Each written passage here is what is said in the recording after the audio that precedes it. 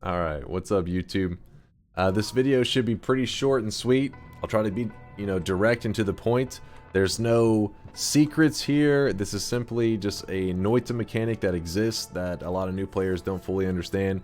So I wanted to put this out there to help out any new guys that may be curious about it.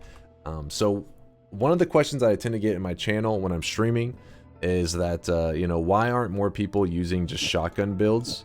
Where you just put, for example, this is 2 quad casts, which if you put them next to each other like that, it would be a 7 cast. So we're casting 7 spark bolts at once. Why don't more people run builds like this? Why is it that people tend to always put like a spark trigger or an arrow trigger at the front? So what I'm going to do here is I'm going to show you, I'm going to show you a build that you would use without the spark bolt trigger. So here's some add manas. That's to balance out the cost of the spark bolts. And not saying that we needed the mana on this wand, for example, but it could just be on any wand. Usually, in majority of your wands, you're going to need add manas to help balance out the mana that you're spending on the spells. So if you fire this wand right now, it fires like that. This is as fast as I can fire it. I'm holding down the button. It's as fast as it goes. But if we put this whole thing, because it's all one shot, and we put it inside a spark trigger and we fire it now, look at that. Way faster. What's happening there is that all of these spells, each individually, are adding cast delay. And when you add them all together, it's pretty significant. Anytime you have spells inside of a spark trigger or an arrow trigger or just any kind of trigger or timer spell, all cast delay is removed. So if it adds cast delay, removed. If it subtracts cast delay, still removed. It doesn't matter what it's doing. Everything is just removed. So another example of this that could help people better visualize what I'm trying to explain here is if we use lightning. Lightning adds 0.83 cast delay.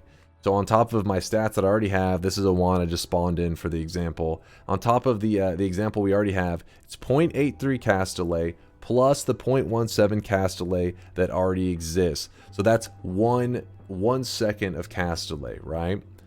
When we fire it, it fires like this. This is as fast as I can fire it. I'm literally just holding it down. That's as fast as it goes. But if we put inside an arrow, a spark bolt trigger or an arrow trigger, whatever you have, it fires off like this.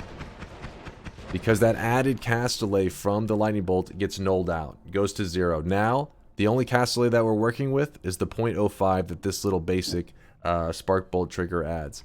This allows you to build more machine gun wands, faster rate wands. You know what I mean? You don't have to deal with all that added cast delay by just chunking in tons of spells. Because when you look at it, like 6 spells, 1, 2, 3, 4. Actually, I'm gonna move these over because I'm gonna show you an example in a second. 1, 2, 3, 4, 5, and then 6, and then 1, 2, 3, 4, 5. This whole group right here, each one is adding 0.05 seconds. So yes, a lightning bolt on its own adds a ton, but if you add a ton of spark bolts together, they start to add up, and the delay can get very significant. This one's not accurate if I fire it like this, but it's pretty slow.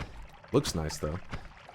But you put it inside that spark trigger, and now it's moving. Now it picks up the pace quite a bit. And this is without using, there are other ways to speed up the wands, using chainsaws, reduce, recharge, all those other things.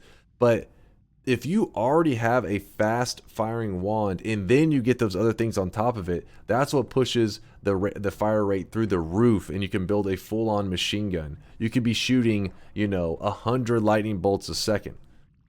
But if you don't understand this concept, then it's going to be much harder to build some of these advanced wands. So one last thing, now that you understand the value of these spark bolt triggers and timers and all that stuff, a bubble trigger, that works too. Usually the bubble trigger though, you wouldn't use this unless you have homing or something like that, because the bubbles are very floaty and they can be kind of hard to hit enemies. But maybe somebody's playstyle, even without homing, some people may like that floaty shot kind of feel. But one last thing I was going to leave you with here is that whenever you're building these spark bolt trigger spells, like the combos, use things like horizontal path, linear arc, all of those things that you normally couldn't use if you weren't using a spark bolt trigger, now's the time to use them. So let me just bust out, I guess, the quads again. Turn this into a 7 cast. Let's see, 1, 2, 3, 4, 5, 6, 7. So again, we're firing 7 spells all at once, like so. If you had a horizontal on this shotgun build, it would fire terribly. Wouldn't be very usable. But now, when you put it inside of a spark trigger, you can now, it is very useful. You can now do tons of damage. And in fact, if you're curious how much damage this 0 mana modifier is adding, normally this is 7 spark bolts, each doing 3 damage. So that's 21 damage coming out of these. Now, this horizontal path is actually adding 8 damage to every single one of them. So we're going to getting an additional 56 damage on top of our 21 damage. So for free, this is 0 mana, all because we're using a spark bolt with trigger. So hopefully that answers the question for a lot of you guys out there, because people all the time, they'll be like, why do I always see you using triggers? Like, why are they so popular in the Noita community? It's because they're the best.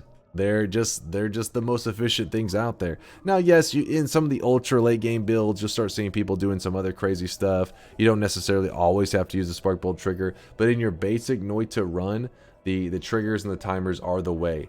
And this small tip right here, I'm hoping can help somebody else, somebody out there who's maybe like a new player. It can help them build a more powerful wand, because I mean, your DPS goes up significantly just by bringing down that fire rate. I mean, that's just a fact. So, anyways, I don't want to rant too much. Hopefully that made sense. And it's just something I want to put out there on YouTube, so that people, when they ask in the channel, I'll have something to link to now. So, expect more rants soon. Thanks for stopping by, you guys. Deuces.